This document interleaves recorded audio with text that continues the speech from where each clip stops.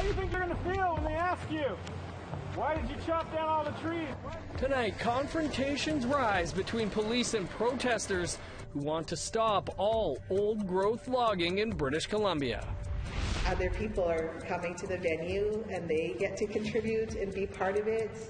And then the other people walking to work past the mural who will see themselves. And Indigenous artists are in Yellowknife for a one-week mural festival to learn from and empower each other.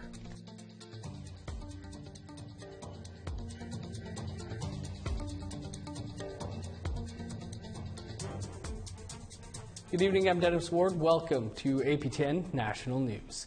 We begin on Vancouver Island, where arrests of logging protesters near Ferry Creek continue.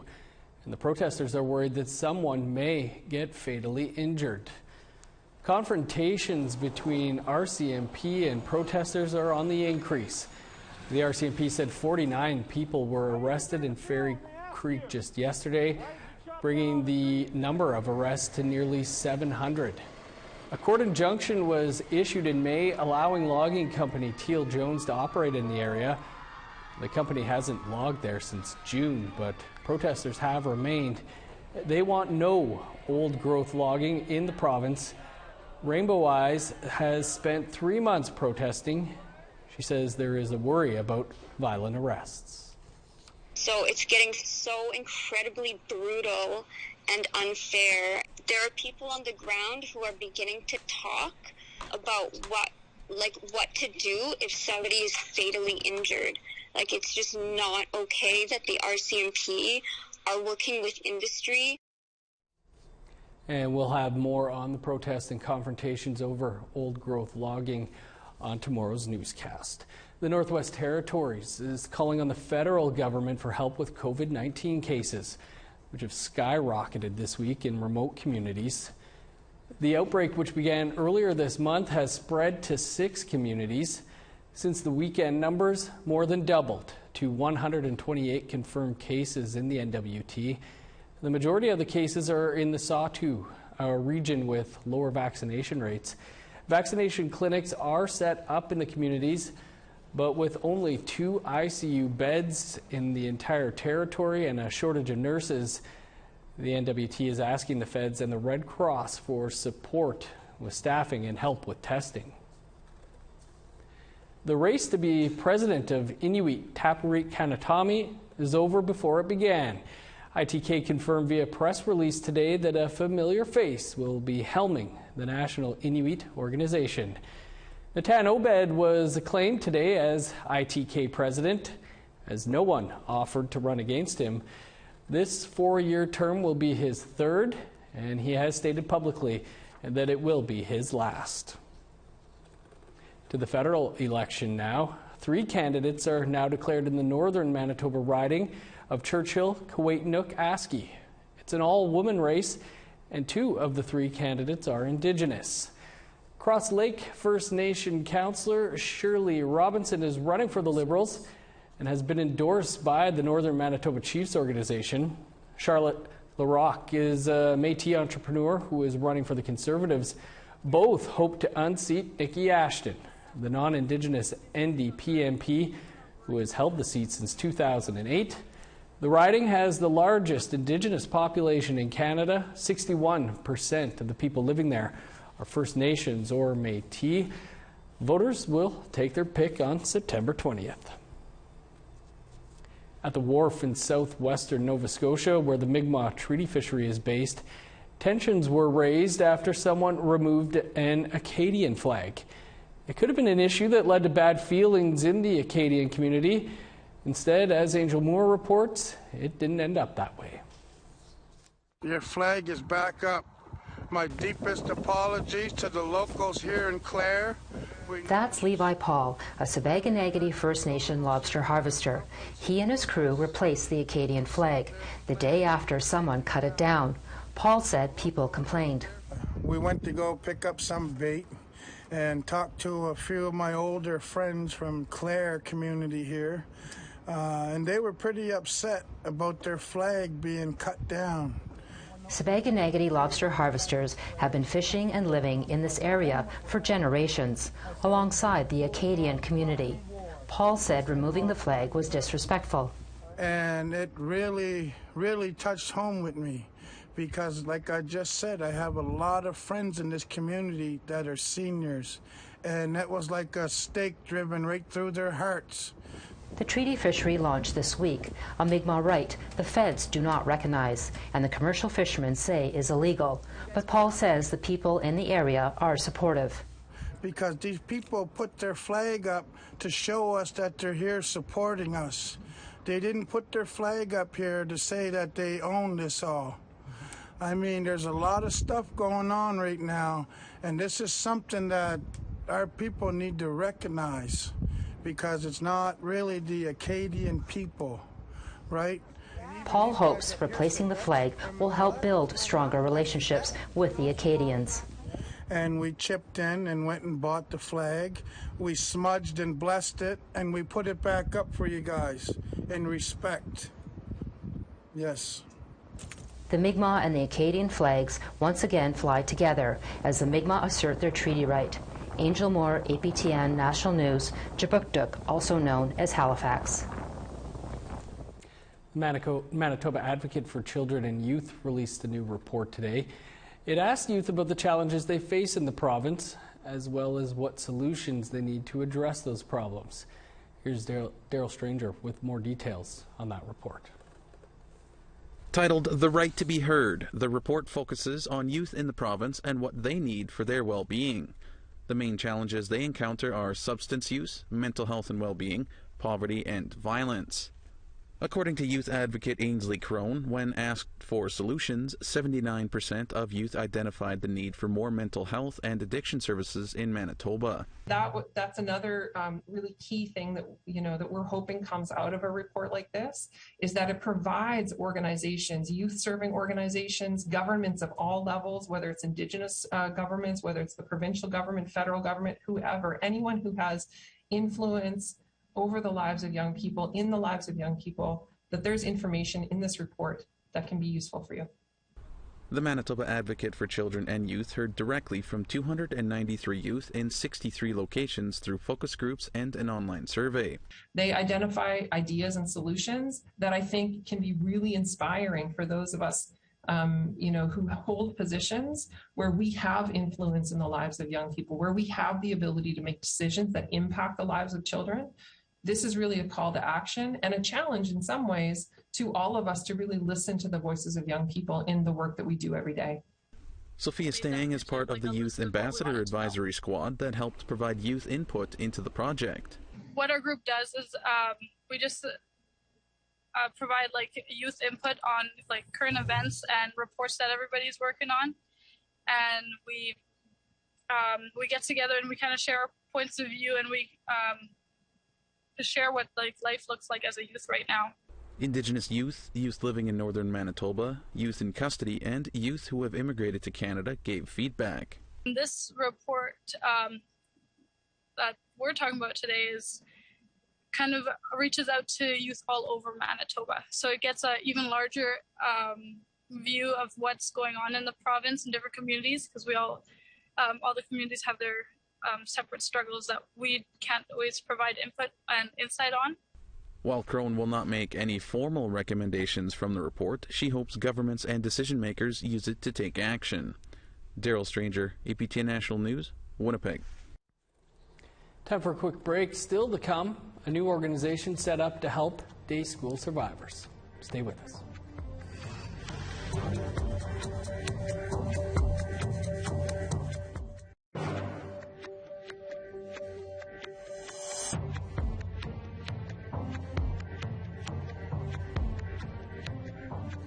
Welcome back. A new organization was launched today to help survivors of federal Indian day schools. Called the Mclean Day School Settlement Corporation. It's part of a settlement to a class action lawsuit. Today, the corporation's board members were named: James Aguiliorte, Claudette Commanda, and Chief Roger Augustine. In 2019, Crown Indigenous Relations Minister Carolyn Bennett announced a $1.47 billion settlement. $200 million was set aside for a legacy fund, and the Mclean Corporation will implement and administer that fund. It's named after the lead plaintiff in that suit, Gary Mclean, who you see there, who sadly passed away shortly before Bennett's announcement. Mclean's daughter remembered his outlook on life. The experiences he endured, survived, and spent his life working through were used as tools to create connections and support. He thought there's nothing that can't be talked about. You may not be in agreement, but instead of getting angry or upset, talk to the person or someone you trust. Have faith the situation can be worked out. He felt it wasn't his job to bring you down, but to try to lift you up in whatever you are facing or dealing with. Well, to speak more now about the Mclean Day School Settlement Corporation, we're joined by Chief Roger Augustine. He's the Atlantic Regional Chief for the Assembly of First Nations and newly appointed board member of the corporation. Chief Augustine, thanks for being with us today. When you think of day schools, students didn't have to stay overnight and went home. So were some of the things they went through similar or different to residential school survivors? Well, when you think about how the structure, how it was put together, it's hard to determine at this point. Like I know that the abuse took place during the day too, as well, right? Mm-hmm. It wasn't something that just happened at night. Right. Chief, $200 million will go towards this legacy fund. How will the Mclean Corporation determine how the money is spent? Well, that question is very important. And one of the things that we're doing now, we're going to be traveling across the country to get input from the survivors and the communities too. So they'll determine how that's going to happen. What do you see this legacy fund and the new corporation doing for survivors?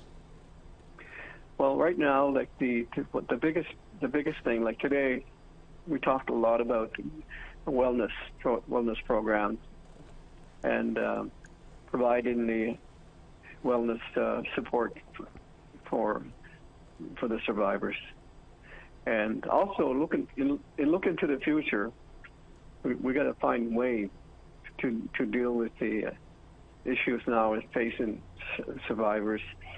And now, even though we're talking about the Indian Day School, it's right now somehow it's merging with the residential schools.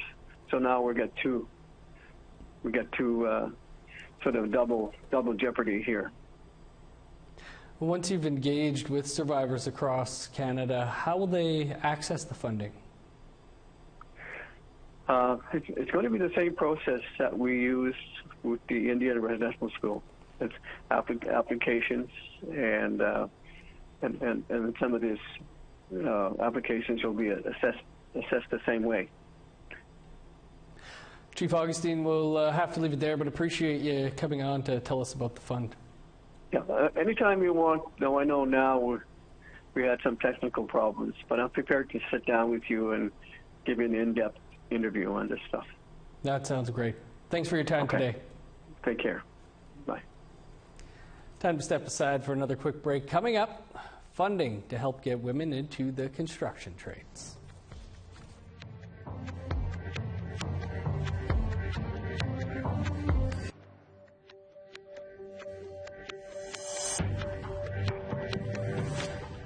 Welcome back. Time now for our photo of the day. Our viewer Diane Gauthier stopped to celebrate her hike up Thunder Mountain in northern Ontario, in Thunder Bay there, and if you look real close, you can see the sleeping giant behind Diane. Great views up there on that mountain. Our very own Jesse Andrushko reminded us that today is World Photography Day. So we want to thank all of our viewers that have contributed photos to our photo of the day each and every day, and you can still submit your photos to share@aptn.ca. Well, let's take a look now at Friday's weather forecast. Starting on the East Coast, 24 with showers in Halifax, 28 and rain for Fredericton, 13 in Inukjuak, 13 with showers for Nain, 32 in Montreal, 27 in Chibougamau, 31 under sunny skies in Sault Ste. Marie and North Bay, 30 and sunny for Thunder Bay, showers and 30 for Sioux Lookout, 16 with rain in God's Lake, 1 degree cooler and rain in Norway House, showers and 23 in Winnipeg, 14 with rain in Dauphin, 16 and rain for Regina, showers and 19 for Saskatoon, rain and 13 in Uranium City, showers and 17 in La Ronge.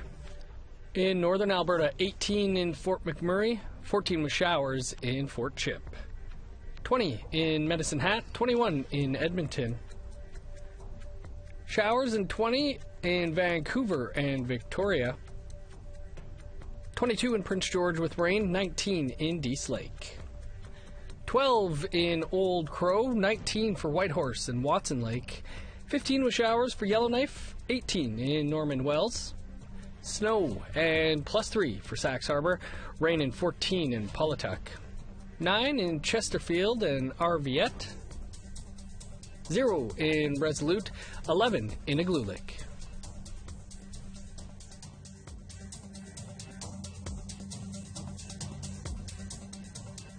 Women wanting to work in skilled trades from 4 Manitoba First Nations will be part of a new government-funded training program.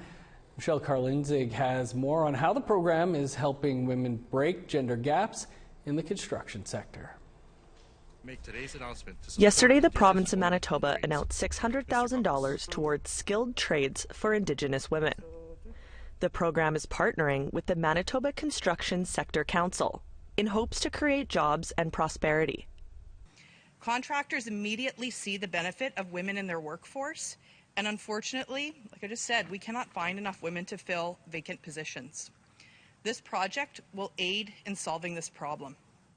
19-year-old Sietta Marsden started taking a liking to carpentry at an early age and began the program in Penamutang First Nation this month. It's a very cool course, and the women too are also very supportive. The programs will run in 4 communities across Manitoba, including Penamutang, Pimachikamak Cree Nation, Dakota Teepee Nation, and York Landing. Marsden says the program has helped her overcome gender barriers. You don't see a lot of women in trades, so it is intimidating, but I think just, ignoring that fact and just going out there and doing what you do would definitely make a change in your perspective. Economic Development Minister John Rise says 8,000 trade workers are expected to retire this year, and there aren't currently enough skilled workers to replace them. Marsden says it's time to start empowering young women in skilled trades. We need women in there to let the youth. We need women in there to show the younger generation that it's okay, that I did it, you can do it. I will be your role model. According to the Manitoba Construction Sector Council, women make up just 3.4% of the construction industry. Michelle Karlinzig, APTN National News, Winnipeg. Indigenous artists are reclaiming space in the Northwest Territories with a week's worth of celebrations. Our reporter Charlotte Moore-Jacobs hears from those promoting art as a way of building a stronger and healthier Yellowknife.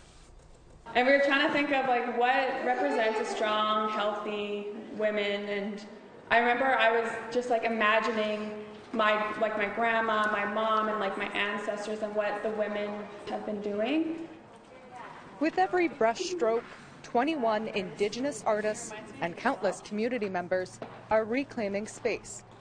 Nonprofit organization Strong People, Stronger Communities has been working the past year to bring the week-long mural festival to life.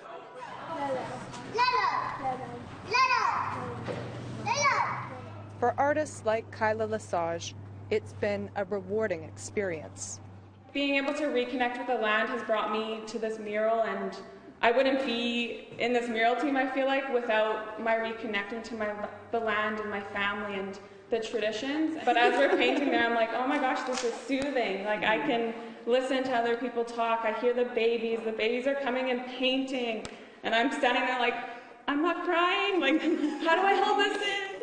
The Strong Healthy Women's mural is one of 6 soon to be hung throughout Sambake, Yellowknife. And so I thought back and I was like, oh, we got to bring in and break down gender roles and really hold up our women and really show the leaders and the caregivers and the nurturers that we have in our communities. And so we really wanted to incorporate, like, women are going to be out there chopping wood, they're going to be setting fire, they're going to be putting up their own wall tents, they're going to be hunting caribou, and so you can see caribou in there. This is Melanie Jewell's first mural. We didn't plan out colors, so it's just all been like on the spot today. Since going to art school, it's been like, you know, this isn't good enough. You know, if you're like doing art critiques, and there's always going to be someone pointing out like, this is good, but this isn't good. So I'm also trying to get away from that. So it's been really hard to unlearn that as well. The festival also includes young Indigenous artists for mentorship, like 18-year-old Lexus McDonald from Inuvik. There's like a lot of like self-discovery and like just learning about like the Two-Spirit itself. I plan on bringing a lot of that kind of knowledge back as well, and like finding my place in the community. So I'm very excited to go home with all this like new knowledge and experience.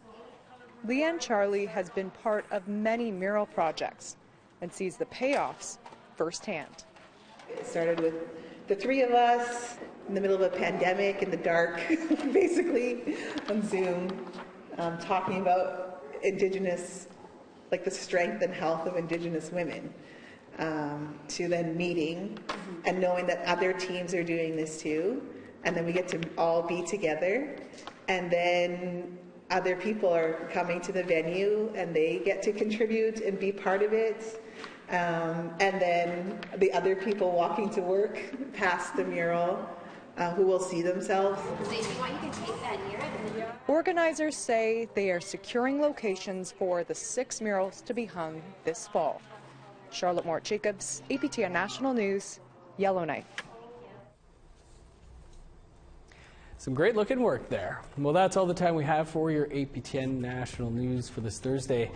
For news anytime, you can visit our website, aptnnews.ca, and never miss a headline by downloading the APTN News app. I'm Dennis Ward. Thanks for being with us. Have a great night.